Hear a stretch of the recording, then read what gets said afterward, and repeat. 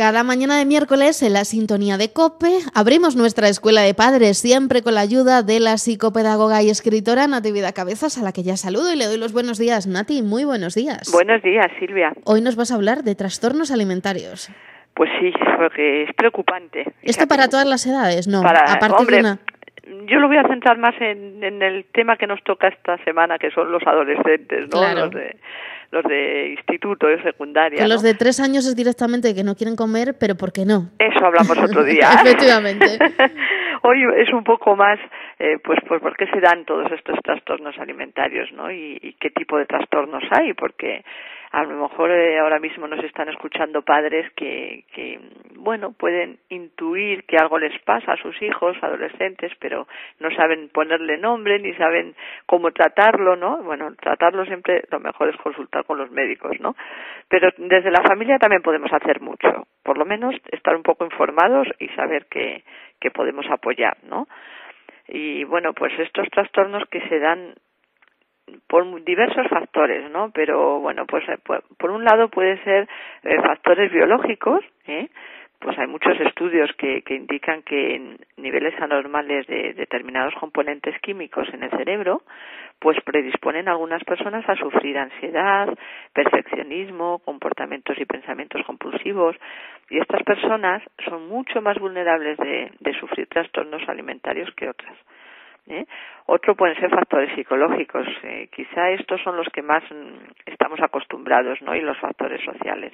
Pues las personas con trastornos alimentarios pues tienden a tener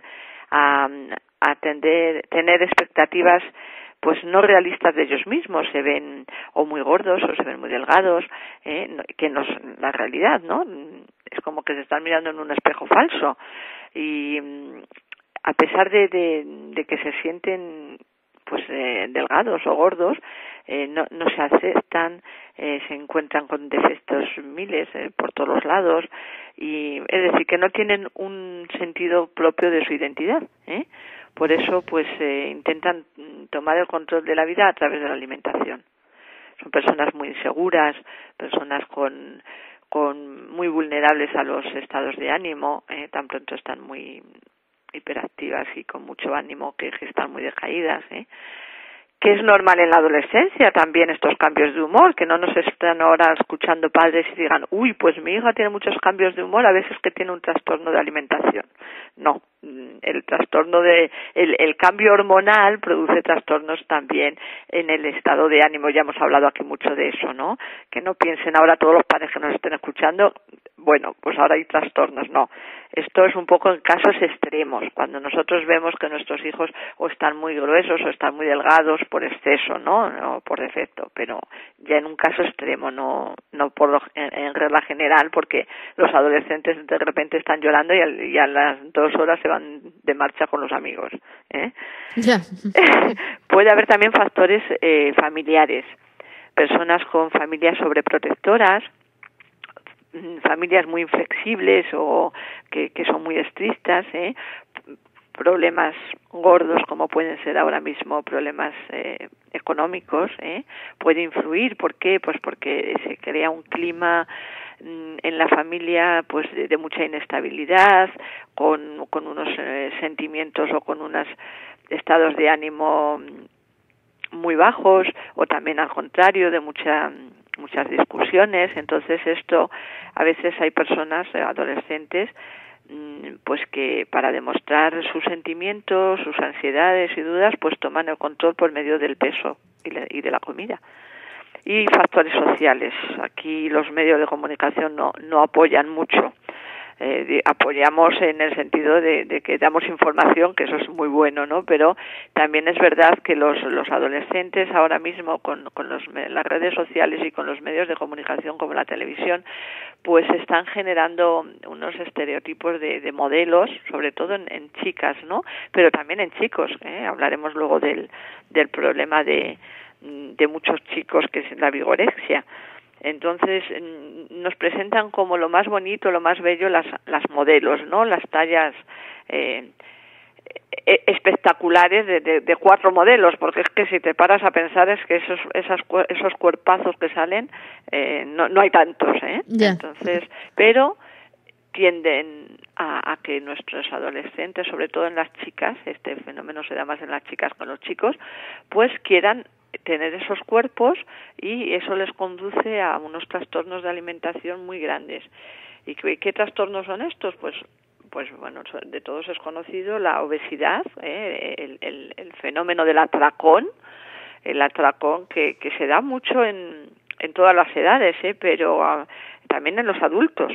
Hay personas que ante un estado de ansiedad o en un momento dado su cerebro le falta alguna sustancia para funcionar bien, pues de repente encuentran el placer en el pan, o encuentran el placer sobre todo suele ser en hidratos, ¿no? En el chocolate, y se dan una ingesta exagerada de algún producto, pues, o cereales, o por lo general poca gente lo hace de frutas, suele ser en hidratos de carbono. Y se supone, por ejemplo, que el chocolate tiene ciertas propiedades y particularidades, ¿no? Que estimulan el cerebro de alguna manera. Es buenísimo, claro, entonces, es buenísimo. Es lógico. El chocolate en su consumo adecuado es estupendo, es uno de los mejores productos que puede tener para nuestro cerebro, pero una ingesta moderada todos los días, no pegarte el atracón de tomarte una tableta de chocolate todos los días, o galletas o bollería, no,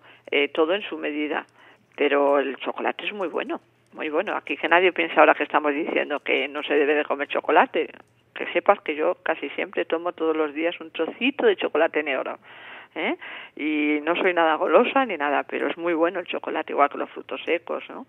Pero esto me refiero hay personas que le da por las golosinas, sobre todo adolescentes que se pegan una ingesta de golosinas. ¿Por qué? Porque en un momento sube el estado de ánimo por la glucosa, ¿no? Entonces, ¿qué sucede después? Que después del atracón viene el bajón, y entonces ¿qué hacen? Que necesitan más y más y más, y son atracones uno detrás de otro. Pero la causa puede ser o bien porque hay una deficiencia en algún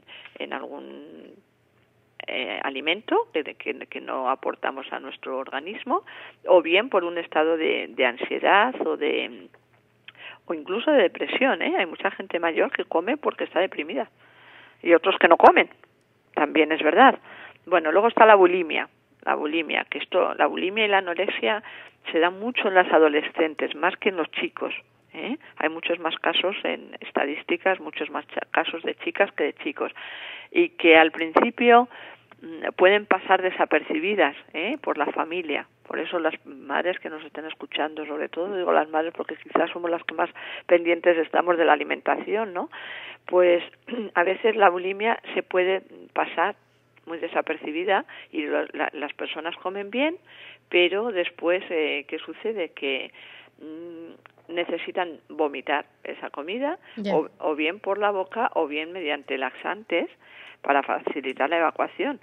Entonces, ¿qué sucede? Pues que meten mucha comida, pero igual que la meten, la sacan, Entonces, ¿a qué se debe todo esto? Pues lo mismo, también suele ser pues una preocupación excesiva por la imagen, por estar delgados, por sentirse guapos, o sentimientos también de ansiedad, de depresión, de culpabilidad, sobre todo un estado de culpabilidad por no tener el control sobre sí mismo, ¿no? Suelen ser personas, como te digo, muy inseguras, y personas que han tenido una infancia difícil también a veces, o una sobreprotección, como hablábamos antes, en este factor familiar, y de alguna manera, ya te digo que se da mucho más en las mujeres, pues se puede dar hasta malformaciones, retiradas de la regla, malformaciones en los dedos debido a esos vómitos y a los atracones que se dan. Primero se pegan el atracón y luego vomitan o mediante diarreas. Y bueno, aquí muchas veces los padres se enteran, pero cuando ya el problema está muy avanzado, porque es muy fácil ocultarlo. Se vuelven muy mentirosos. Sí. Se la saben todas. Ese es un factor grande. Y yo sí que diría que si notamos a nuestros hijos que puedan tener o bien bulimia o anorexia, sufrir estas dos enfermedades, que acudamos enseguida al médico, por supuesto, pero también hay una asociación que puede ayudar mucho a la familia,